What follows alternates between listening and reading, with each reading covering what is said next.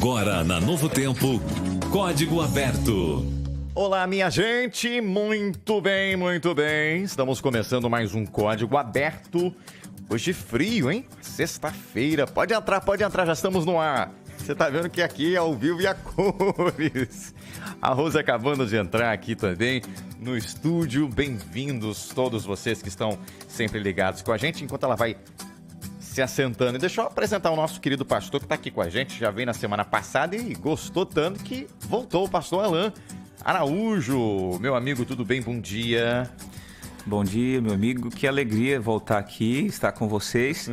Já estou virando da casa, viu? Já é da casa, não está virando não. Já é. Ainda mais quando a gente descobre que você gosta de rádio. Tá bom. Se tem algo que o locutor gosta, é saber que alguém gosta de rádio, né? Tá e tem gente que tem medo. Você chama pra vir aqui, a pessoa treme, né? Olha aí. Ela fala até pra uma igreja de 1.000 pessoas, 3.000, mas no rádio parece que tem aquele medo. O que vão falar de mim e tal?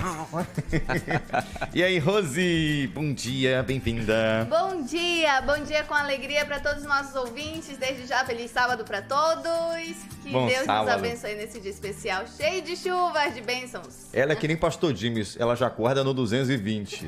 Percebi. Percebeu, né? Aham. Eu achei que ela fosse chegar assim meio, né, por causa da chuva, mas nada. Só alegria. Depois que eu sabia, eu ouvi umas histórias dela, de viagens, que ela viaja, sabe? Ixa, Amo isso. ama, né?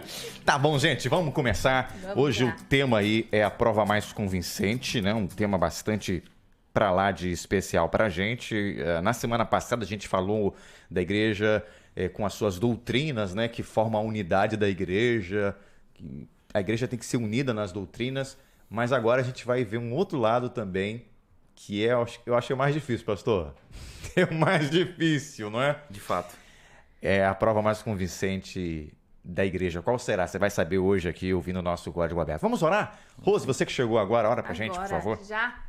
Santo e bondoso Deus, obrigada, Pai, porque o Senhor nos concedeu mais um raiar de dia na Tua presença, com o fôlego de vida renovado e com a certeza de que o Senhor está do nosso lado e que a vitória é nossa em Teu nome. Que nós possamos realmente, Pai, ser provados e aprovados por Ti. E que logo o Senhor volte para que a gente possa morar contigo na eternidade. Amém. Amém, Senhor. Amém, amém. Então vamos lá, pega a sua Bíblia aí, você vai estudar com a gente.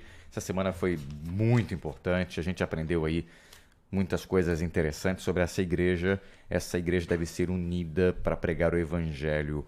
Agora, eu queria fazer uma pergunta aqui primeiramente para o pastor Alain. Pastor, qual seria o fundamento da unidade da igreja? Fundamento. Quando você olha para o texto, sobretudo o texto, eu acho que vale a pena a gente fazer a leitura dele agora nesse início, só para nós termos uma noção. Ele vai colocar exatamente assim o machado na raiz do problema, por assim dizer. O fundamento da nossa do cristianismo em si, desde que a gente vai para lá o início da igreja protestante, você encontra inclusive um nome em comum para esse aspecto, que é exatamente a palavra religião. A palavra religião, ela vem do latim religare, que tem a ver com religar, com reconciliar, e tudo aqui mostra exatamente um princípio: a nossa unidade, a nossa liga. Então, o nosso fundamento é exatamente ser pessoas que têm acesso a outras de maneira tranquila, sem dificuldade, que isso seja natural. Eu estou sendo mais genérico aqui na minha resposta, para tentar explicar uma coisa, que a unidade, essa união, essa ligação, ela é exatamente a base. E teve um evento que é importante pra gente. Deixa eu chamar aqui o Romário. Pode sentar, Romário. Tá meio apertadinho aí, o Romário chegou agora. Bem-vindo, tá, Romário? Vai tomando o seu assento aí. Mas a Alessandra deixou claro pra gente, pastor, e acho que você vai falar um pouco mais aí, o que realmente fundamenta a nossa unidade. Esse evento é a morte de Cristo, Claro, né? sim. É a aceitação da morte de Cristo em nosso favor, porque todos nós somos pecadores, não é? Acima de tudo. Não importa se é japonês, se é brasileiro, se é americano, todos nós somos pecadores e temos que aceitar a morte de Cristo, né? Esse acontecimento, ele marca há alguns críticos da religião que chegam a falar assim: quer acredite ou não, existe antes e depois de Cristo. Então a morte, o sacrifício de Jesus na cruz é exatamente o marco da oportunidade que nós tivemos. Não fosse a morte de Jesus na cruz, nós não estaríamos aqui. A graça que perdura, a graça que nos alcança, se deve exatamente a essa morte. Por isso, quando nós vamos lá no Novo Testamento, quando Paulo afirma, quando o sacrifício de Jesus acontece, o véu do templo se rasga, acontece ali a quebra de uma série de paradigmas, e nós chegamos a um ponto. Jesus une tudo naquele momento. É por isso que eu reafirmo a unidade em Cristo, através da sua morte, nos garante uma segunda chance. Amém. Romário, vem cá. Rapaz, meu amigo, teve um personagem na Bíblia aí, um tal de Caifás, que fez uma declaração achando que falava uma coisa, mas falava outra. Que declaração foi essa que ele fez, amigo? Na verdade, aqui a gente vê... Tenta chegar, pode pegar o microfone, puxa pra você aí de vídeo com ele. Exatamente, está falando sobre Cristo ter a morte, a ressurreição de Cristo ter unido, né? Ter providenciado essa unidade que há entre os cristãos e seguidores de Cristo. E Caifás mencionou no livro de João que na morte pela nação, Jesus não estava apenas morrendo pela nação, mas também para reunir em só corpo os filhos de Deus que andam dispersos. E é o que o pastor já mencionou. Hoje nós somos unidos em uma bandeira que é Cristo. Não importa a nacionalidade, não importa os costumes, somos um em Cristo. Então você vê o número aí, acho que de adventistas, nós somos acho que 20 milhões no mundo todo, unidos em prol de uma verdade, unidos em prol de uma bandeira que é a morte, que é a volta de Cristo. Então, Amém. Além da morte de Cristo, nós temos também, né, pastor, o Rose, o batismo, né? Que também é um vínculo que nos une, né? É verdade. Nascer de novo, né? Agora, sobre essa questão, sobre essa figura Caifás, eu confesso para vocês que a minha mente, ela se projetou para uma outra figura do Antigo Testamento chamado Balaão. Interessante que quando Balaão foi chamado para amaldiçoar o povo, ele não conseguia, porque só saía da boca dele bênçãos para o povo, ao contrário do que ele tinha sido proposto para ele. Então, Caifás, ele foi usado também naquele momento para realmente proclamar essa verdade, né? E vindo dele, isso teve uma força muito grande, né? E realmente testifica de que sobre a cruz de Jesus a gente encontra esse ponto de conciliação, né? Essa unidade que tanta gente vem falando e que é a base para que realmente a mensagem de Deus ela se propague da maneira que deve ser propagada. É verdade. Bom, mudando aqui um pouquinho, a Bíblia também nos apresenta como embaixadores de Cristo, né? Então a Igreja de Deus hoje também deve ter esse elo, né? Deve unir as pessoas, né? Como é que isso funciona? A Igreja de Deus hoje em dia. A gente fala de tanta guerra, né, no mundo e também fala de paz, né? O mundo está procurando paz. E como que o povo de Deus nos últimos dias pode cumprir essa missão aí? Interessante. Você já está mencionando o tema de segunda, né? Exatamente. A gente comentando na sala, eu e o Ronaldo, a gente concorda de que esse tema aqui em especial, ele é bem desafiador, mas é um ponto-chave muito importante da lição, porque nós fomos chamados para reconciliar, né? E Jesus, quando ele morreu na cruz, ele reconciliou o mundo inteiro. E nós, por acreditarmos nesse sacrifício, temos como propósito, objetivo também conciliar o mundo. O mundo fala em paz, mas que paz é essa? Né? Essa paz que a gente só encontra realmente em Cristo Jesus. E quando nós estamos em Cristo, nós somos novas criaturas, né? E as coisas antigas passaram. E Cristo, ele tem esse poder de transformar a nossa vida. E se nós realmente somos transformados por Jesus, a gente vai reconciliar as outras pessoas. E nosso papel aqui vai ser trazer paz e não guerra. Você tocou num ponto aqui que eu acho que é chave, né? Primeiro a gente tem que se reconciliar com Deus. Né, pastor? Depois que a gente consegue se reconciliar com o outro, não é verdade? Em primeiro lugar. Você tenta reconciliar com as pessoas sem buscar Deus, não tem como. A lição, o autor apresenta um triplo ministério quando ele afirma que nós éramos separados, e ele disse que houve então a necessidade de nós estarmos unidos, né, como igreja, e depois buscar uns aos outros, né, se reporta a Coríntios, bem como também o livro de Atos. E essa unidade que Paulo vai falar, ele vai bater tanto, ele destaca alguns aspectos. Por exemplo, a gente precisa voltar um pouquinho para entender o que aconteceu. A Rose fez menção do Caifás. Quem foi Caifás? Caifás, ele era genro de Anás. Anás era um sumo sacerdote naqueles dias de Jesus, mas Caifás, ele se destaca porque ele é o sumo sacerdote que mais tempo passa nessa função. Ele chega no ano 18 e fica até o ano de 36. Para você ter uma ideia, esse não era o tempo que ficava. Mas Anás tinha um interesse político em que ele perdurasse. Quando Caifás está sobre as mãos dele decidir ou não, eu coloco isso aqui entre aspas, a morte de Jesus, politicamente as ações deles eram ao encontro dele e do sogro dele. Mas uma vez que ele permite que Jesus seja morto, que ele outorga essa situação, eles cumprem sem perceber uma profecia que já estava escrita. Então, quando eu chego aqui ao Ministério de Reconciliação, quando eu avalio essa linha de tempo, eu vou entender uma coisa: essa paz que as pessoas estão buscando, a maneira que o mundo está vivendo, ele só vai ter uma resolução. 1 João 4,8. Aquele que não ama não conhece a Deus, porque Deus é amor. E como nós conhecemos que amamos? Conforme a lição diz: se tiverdes amor uns para com os outros. Mediante esse ministério, aí sim nós declararemos não apenas ao nosso planeta, mas ao universo, exatamente esse ministério reconciliador que vem de Jesus. Inclusive a lição apresenta aqui, né, um triplo ministério de reconciliação que a gente teria. Né? A igreja ela deve estar envolvida uns com os outros, tem que estar envolvida também para pregar o evangelho, tem que estar envolvida também para... Eu achei interessante aqui o que o autor diz, né? Nós também temos que declarar ao universo a sabedoria eterna de Deus. Então o universo inteiro está olhando para a gente, né? Nós somos embaixadores de Cristo também perante o universo, porque o caráter de Deus ficou em dúvida, né? O universo todo vê. Tá, então já entendemos aí.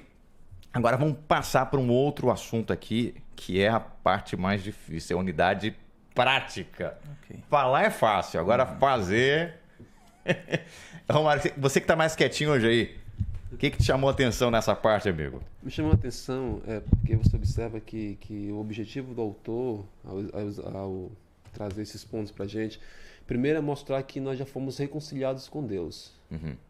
Nós hoje que temos um conhecimento, temos aqui o pastor Alan que vive a sua vida ali no ministério, então nós somos reconciliados com Deus. Aquele abismo que o pecado trouxe e nos separou de Deus, esse abismo ele já foi quebrado pela morte de Cristo. Cristo, ao morrer na cruz, ele nos reconcilia com Deus. Né? E agora, na questão da prática, agora devemos viver essa reconciliação na prática.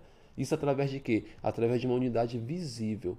As pessoas devem olhar para a gente e ver que as nossas ações mostram que realmente fomos reconciliados com Deus.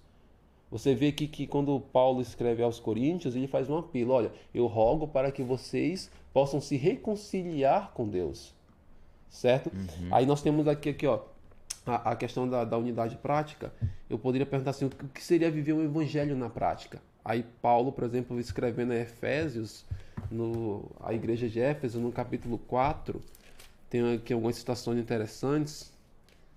Fala que a gente tem que falar a verdade, né? Isso. E aí se repete em Colossenses quase que a mesma coisa, né? Exatamente. Ele reafirmando que nós devemos andar na verdade. E aí a gente se remete a outro verso, né? Que conhecereis a verdade vos libertará. E essa verdade é Cristo e é o amor que ele pregou e viveu em prática, né? Exatamente. Porque quando a gente vê a passagem dizendo que nisto conhecerão a todos, que sois meus discípulos, se amardes uns aos outros, né? Se tiverdes amor um para com os outros. Então eu acredito que essa é a palavra-chave, é o amor que supera as dificuldades, mas isso na prática de fato é difícil. Agora, isso na prática, eu queria que o ouvinte pudesse entender melhor.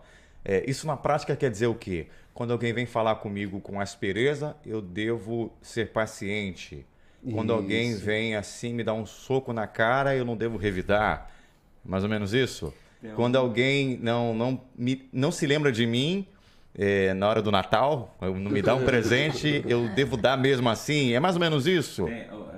Bota o microfone para ele. Normalmente essas ações, elas refletem verbos. E numa reflexão bem objetiva aqui, no gerúndio, né, constante... Tá. É muita cultura, gente. Seria assim, né? Professor de português. Eu vou né? colocar pelo menos aqui uns 6 verbos, mas buscando o bem-estar das outras pessoas, suportando os fardos uns dos outros, priorizando a espiritualidade, vivendo uma vida simples e sem ostentação externa, seguindo o hábito de vida saudável, abstendo-se dos desejos carnais, vivendo a maneira exemplar, sendo paciente nos momentos de aborrecimento e sendo disciplinado em meio à tensão e conflito. Foi por isso que eu falei no início. Se você fizer essa regrinha e tentar cumprir sozinho, não vai conseguir. Tem que Por ter isso tem que parceria. estar em parceria com Deus, A né? unidade é um dom. Sim, é um dom de É um Deus. dom. Se é um dom, é concedido por Deus. É. Aliás, isso aí, pastor, me corrija. É o fruto do Espírito. Quando você pega Exatamente. Gálatas 5:22, é tudo isso. Não tem Exatamente. outra coisa. Acho que resume aí, né? Vamos passar porque o tempo aqui não perdoa a gente, não. Ele não perdoa. Agora, questão, né? Vamos falar dessa unidade aí em meio à diversidade. A igreja primitiva, teve problema, gente? Já falamos aqui que sim, né? Sim. Teve um probleminha aí, aliás, um problemão em Romanos 14, 1-6, que havia uma discussãozinha ali, alguns até torcem esse texto, né? Tá vendo? Até usam para falar que é do sábado, ou que a gente pode comer qualquer alimento, ou que o vegetarianismo é errado, que é para os fracos. Então, Essa era a discussão? veja só, Paulo, ele trata de um problema seríssimo na principal igreja daquela região, a igreja de Roma. E o problema de Roma não era um problema salvífico, era um problema de opinião. Era exatamente uma verdade. dissensão que tem que ver exatamente com o quê? Com a maneira que a pessoa achava, olha, você está comendo errado, você é fraco. Você optou em ser vegetariano, então você é fraco. Outros pensavam diferente. Eu estava até lendo na linguagem de hoje aqui a maneira que o autor se expressa. Então, veja, o problema ali não era salvífico, era problema de opinião. Era ideologia. Não, eu penso assim na minha cabeça aqui, é isso aqui. Então, esse era o maior problema deles. Por isso, Paulo vai apresentar a verdadeira unidade em Cristo, onde ele vai explicar ali que não é isso que vai nos levar para o céu. Se você optou em ser vegetariano, louvado seja Deus, seja um vegetariano que dê exemplo disso pela sua prática. Que você fale do benefício de ser vegetariano antes de abrir a boca. A escritora norte-americana Ellen White afirma isso em uma das suas literaturas. E é importante a gente destacar. Então, Paulo encoraja os romanos exatamente a ter tolerância, a ter paciência uns com os outros, para não criar dissensões. Nós somos diferentes, né? E eu gosto muito daquela parábola lá dos porcos e espinhos, que em meio ao frio eles tinham que estar unidos, mesmo se ferindo. Então, como cristãos, como seres humanos, nós temos diferenças diversas e isso não deve nos afastar, pelo contrário. E essa união é um ponto de salvação, né? É uma questão de vida ou morte de fato. Quando a gente se remete para essa história que o pastor mencionou, a gente vê que os porcos que sobreviveram eram porque eles suportaram a dor e os espinhos uns dos outros. Mas eles suportaram por quê? Porque eles tinham que sobreviver. Então, nós nos tolerarmos também é um ponto de salvação, sim. É uma questão de vida ou morte eterna. A gente vê que essa é um questão... princípio muito importante. Essa questão de divergência de opiniões, ela pode ser benéfica, no sentido que eu vou tolerando o outro, né? Não em questão doutrinária, né? Sim, Ponto principal, claro. não devo abrir mão, né? O De que fato. Deus disse que é claro ali, é que tem que ser isso, tem que aceitar. Agora, opiniões, eu gosto do preto, ela gosta do rosa, isso não tem problema, a gente vai levando, né? Isso E é saudável, preto, né? O preto e o rosa fica bonito também. Fica bonita, eu também acho. É verdade. Inclusive, é a bolsa, a cor da bolsa dela. E eu não tinha nem percebido. Agora, para a gente terminar nos próximos 5 minutinhos, a questão aí da nossa unidade na missão. A igreja tem que ser unida na missão. E que missão é essa? A missão de pregar o evangelho, né? Sim. E aí a lição destaca aqui os discípulos. Vira um pouquinho para ele o microfone.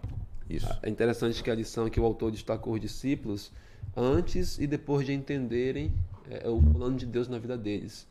E a lição destaca aqui, por exemplo, em Lucas 22, 24, que antes da morte e ressurreição de Cristo, antes de Cristo voltar ao céu, melhor dizendo, os discípulos viviam discutindo para ver quem era o maior entre eles.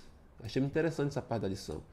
E depois que Cristo volta ao céu, e eles retornam para Jerusalém, e eles vão para o cenáculo, eles passam 10 dias ali no cenáculo, meditando, orando, em comunhão com Deus, com o mesmo propósito, a gente vê então um milagre acontecendo.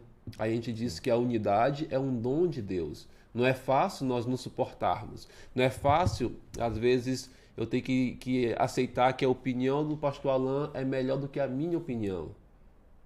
Que a ideia que ele teve é melhor do que a minha ideia. Às vezes não é fácil fazer isso, mas os discípulos fizeram. E é interessante que o autor destaca que durante aqueles 10 dias que eles ficaram ali no cenáculo, eles poderiam estar se julgando um ao outro. É verdade. Dizer, olha, Pedro, você negou... Tinha até mais motivos para fazer. Exatamente. Né? Pedro, você negou o mestre. Pedro pode dizer, e você, Tomé, só acreditou vendo nas mãos dele. Não era? E poderiam começar uma série de acusações, mas não fizeram. E então a gente percebe então a unidade, esse dom, Deus concedendo a unidade à igreja. Eles passaram a entender que deveriam estar unidos, perseveravam na oração, na comunhão, no partir do pão. E aí o milagre aconteceu. O Espírito Santo foi derramado sobre eles e essa obra começou a ser pregada, esse evangelho, né? Essa missão. Eu acredito que essa história aqui, pastor, ela prova pra gente o quanto a gente precisa mudar, né? Porque eles tiveram essa atitude depois que receberam o Espírito Santo. Exato. E a igreja de Deus hoje, que tem a mesma atitude, prova que tem o Espírito Santo. Prova essa unidade. Sim. Se a nossa igreja vive só se criticando, cada um brigando com o outro, isso é uma evidência de que falta o Espírito Santo na nossa vida. Isso é sério pra gente, né? Eu já aproveito para me dirigir ao nosso querido ouvinte. A missão é salvar do pecado e guiar no serviço. Só que o segredo para isso, os discípulos deram ali. Apesar das suas diferenças, apesar das suas agrúrias daqueles dias, eles se uniram. E eu fiz um destaque aqui, uma somente. E o Espírito Santo desceu. Quando o Espírito Santo desceu, o que aconteceu foi salvação. Não foi fenômeno incompreensivo. Claro. Então, assim, enquanto igreja, o segredo para nós estarmos juntos na pregação do Evangelho é estarmos unidos em mente, em coração, em ações. Aí sim o Espírito Santo vai descer e pessoas vão se converter a olhar para nós. Nós veremos uma nação diferente, a comunidade, o bairro, a nossa casa. Então o segredo é a união. E se nós fizermos isso, com certeza nós teremos o Espírito Santo e faremos grandes maravilhas. Eu marquei aqui na minha lição, é claro que o nosso tempo não vai deixar, mas quem tem os comentários aqui de Ellen White... Eu gostei muito dos comentários de terça-feira, todos eu gostei, claro, né? Mas o de terça-feira e de quinta-feira me tocaram muito. O de quinta-feira eu vou falar só esse por causa do tempo. Ela diz assim: entre o povo de Deus devia haver neste tempo frequentes períodos de oração sincera e fervorosa. A mente deve estar constantemente em atitude de oração. No lar e na igreja, façam-se orações fervorosas em favor dos que se entregaram à pregação da palavra. Orem os crentes como fizeram os discípulos depois da ascensão de Cristo. Então, entre nós, entre o povo de Deus, deveria haver frequentes períodos de oração. Acho que é o segredo para a gente poder chegar a essa unidade, né? Para recebermos o Espírito Santo. Nós temos 30 segundos para cada um. Começar com ela, depois vai para ele e termina com o pastor para ele orar. Nota, primeiras damas. Sempre aqui, Bom, sempre. O que eu posso colocar aí na minha vida? Que aplicação eu posso trazer para a minha vida como pessoa? A Rose, ela precisa melhorar mais em casa. Eu costumo dizer que quando eu vou pregar, quando eu estou na igreja, quando eu estou no meu trabalho, as pessoas me conhecem de um jeito. Mas quem de fato me conhece como eu sou, de verdade, é o meu esposo lá na minha casa. Ele que me atura nos meus dias de TPM. É ele que sabe quando eu acordo com o cabelo todo, né, bagunçado. E assim, Ele sabe exatamente como eu sou. E ainda mais do que ele, Jesus, porque ele é aquele que sonda o meu coração e a minha mente, né? Então, assim, buscar essa unidade é um desafio para todos nós. Só que quando a gente olha para lá, para os discípulos, lá para trás, para tudo que a Bíblia nos apresenta, a gente vê que é possível sim, sabe? Estar juntos com o mesmo propósito, estar junto com o mesmo pensamento, unânimes, como os discípulos fizeram. Assim nós devemos estar, unânimes em oração e em propósito salvífico. Amém. Romário? Eu destaco o fato de que o autor apresenta claramente que já fomos reconciliados com Deus. E quando nós somos reconciliados com Deus, Paulo diz que nós nos tornamos uma nova criatura. E ser uma nova criatura quer dizer que Deus ele nos deu uma nova identidade. E essa nova identidade ela é visivelmente vista através da nossa unidade. As pessoas, ao olharem para a gente, vão ver as nossas ações, nossas atitudes como sendo uma nova identidade. Esse não é o Romário que era antigamente, esse é um novo Romário, feito à imagem de Deus. Então, que possamos viver a cada dia essa nova identidade que recebemos ao sermos reconciliados com Deus. E quando isso acontecer, multidões vão se unir ao povo de Deus, né? Porque vão ver Cristo em nós. Pastor? Amém. Eu grifei aqui um resumo que diz assim: a mais convincente prova de unidade é amar uns aos outros como Jesus nos amou. O perdão dos pecados e a salvação que compartilhamos como adventistas ou outros são os melhores vínculos dessa comunhão. Podemos mostrar ao mundo nossa unidade e testemunhar nossa fé. Então, somente dessa maneira nós alcançaremos a plenitude. E a nossa oração, o nosso desejo sincero é que não apenas nós que aqui estamos, que tivemos acesso a esse guia de estudo, a esse conhecimento, mas todos que nos ouvem, participam conosco, seja no rádio, na internet, onde quer que estejam, possam também desfrutar dessa unidade, conhecer esse Jesus e se entregar a Ele, porque com certeza assim nós moraremos para sempre na eternidade. Amém. Amém. Antes do senhor encerrar, só lembrando o ouvinte que nos acompanha, né, que gostou desse assunto, olha, procura uma igreja adventista amanhã, a partir das 9 da manhã, qualquer igreja adventista vai estar de portas abertas. Fala assim, ó, o pastor Alain me chamou, me convidou, o Romário me convidou, a Rose me convidou, o Didi me convidou. Você vai ser muito bem recebido lá e vai poder estudar um pouco mais sobre esse tema. E já adianto, semana que vem o tema é unidade e relacionamentos rompidos. O negócio está piorando. Tem sempre uma igreja adventista perto de você, hein? encontraumaigreja.com.br. Bora pra gente, pastor. Oremos então.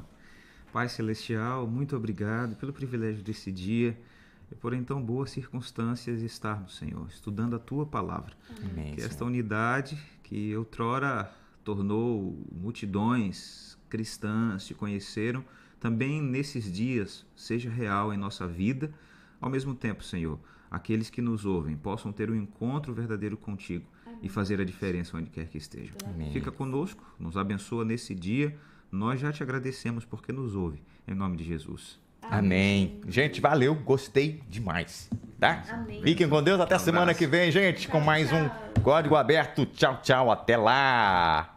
Fique ligado, hein? Agora vai. Você ouviu na Rádio Novo Tempo, Código Aberto.